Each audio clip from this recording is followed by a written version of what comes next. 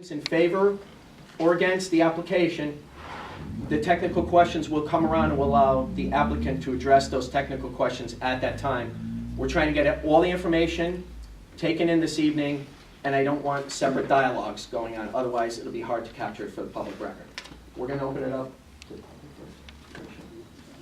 first. All right, Sharlene. I want to talk Go right about this ahead. application. Okay, I'm Sharlene McEvoy. I live at 200 Emmett Avenue, as I said. I own 3 properties in this area. I own 2 houses on Emmett Avenue and a lot on Indian Avenue, and I am totally opposed to this project. And I believe that because of its intrusive nature, it's going to have a detrimental effect on my quality of life and that of my neighbors. It's going to have a detrimental effect on the environment and property values in my neighborhood. Since I became aware of this proposal in late November, I've spoken to and visited with many of my neighbors. Some didn't even know this project was being considered. In fact, over 140 of my neighbors have signed a petition opposing this. I'll give you a couple copies so you can examine this. And let me tell you the streets on which these people live. They want to reject this project. Emmett Avenue, Indian Avenue, Bluff Street, 11th Street, Fall Street, West 9th, Smith Street, Evelyn Road, Cupola Terrace, Colony Street, Summit Street, and the streets within the Summit Hill condominium. My grandparents lived at 18 Summit Street since 1900. My father, aunt, and uncles were born there. My father bought land on Emmett Avenue after World War II, built 2 houses, one in 1947 and one in 1960, and we are very familiar with this area. We have deep roots here. My neighbors were and are hardworking people whose chief asset is their house. I met many of these people during my visits in the past month. Many were widows, many were elderly, many relied on walkers to get around, many don't go out at night, that's why they couldn't come this evening, that's why I asked me to present their petition against this proposal.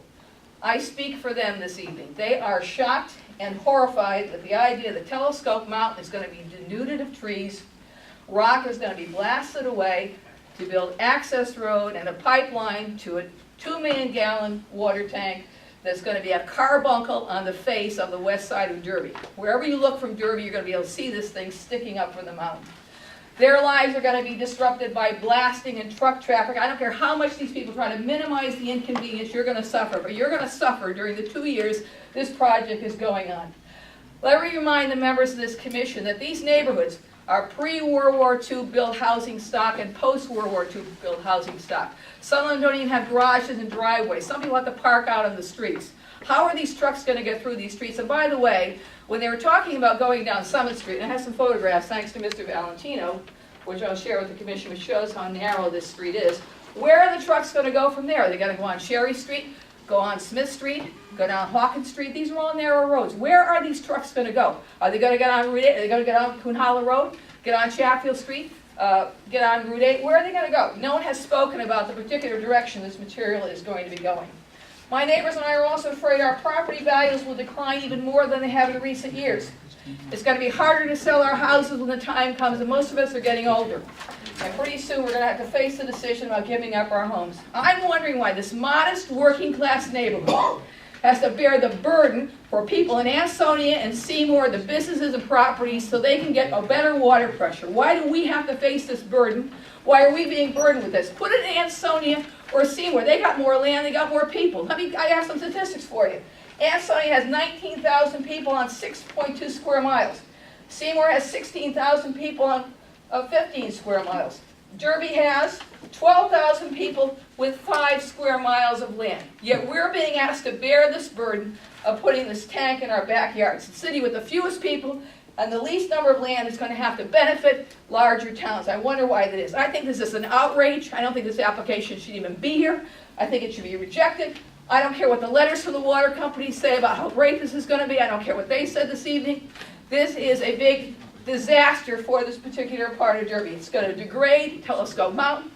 It's going to affect the environment. Look at the site work that has to be done. Don't tell me they looked at 19 other sites in the valley and they came up with this, where they have to build an access road all the way from Summit Street, all the way over to put this tank in the most inaccessible spot near the cemetery. How come they didn't put it over here? You know what the reason is? They want to make a quarry out of this property. It's going to be a sand and gravel operation. Don't kid yourself. That's what's behind this. And I say no. We're not going to be fooled. They talked us into this 12 years ago. Bill Carey reminded me of that earlier today. This was another ploy to put the sand and gravel operation in. Well, we're a bit smarter than that now. We're a bit more cynical. And we say we're not going to go for this tank. And I hope that the board members will agree with me. Now, I have a solution to what the water company can do with their tank. No, it's not that one. I thought it was. I have some enlarged photographs for you of the site on Silver Hill Road and Hull Street in Ansonia. It already has a big tank on it. It has an access road to it and plenty of land. And my question is, why don't they put the tank there? Put it in Ansonia, and it's closer to Seymour. Even better, right? So that's my solution. Leave the people in the west side of Derby alone. They have enough. They have Route 8. The hospital's gobbled up all our properties, all our taxable property. Now you're going to put this on our backs. I say no. I say reject this application and the special exception. Thank you.